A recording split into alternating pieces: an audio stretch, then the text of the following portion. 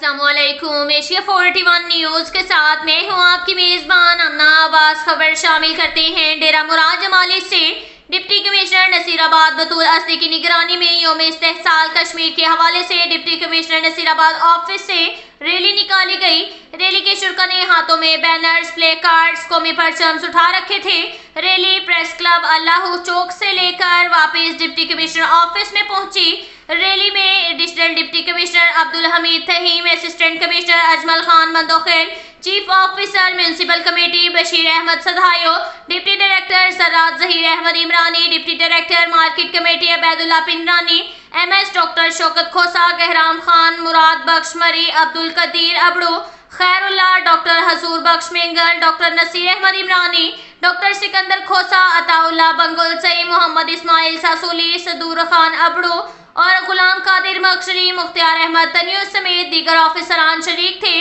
Rally की शिरकत से खिताब करते हुए डिप्टी कमिश्नर नसीराबाद बतूल अस्दी ने कहा कि भारत ने 5 अगस्त 2019 के बाद जम्मू कश्मीर को फौजी छावनी में तब्दील कर दिया। भारत का ये रवैया अक़वाम मुत्तहिदा की करारदादों की खुली खिलाफवर्जी है। भारत में बैनुल-अक़वामी अदारों को कश्मीर में जाने की इजाज़त दे ताकि हक़ाइक़ दुनिया के सामने खुलकर खड़े हो सके। कश्मीरियों के हकूक़ ख़त्म करना भारत की खाम ख्याली है। भारत कश्मीर में मुसलमानों को अक़लियत में तब्दील करना चाहता है और ये उसका ढोंग पूरी दुनिया के सामने अयां हो चुका है। उन्होंने कहा कि दुनिया के सबसे बड़े दहशतगर्द फौज भारतीय मुसलमानों पर मुजालिम के पहाड़ तोड़ रही है।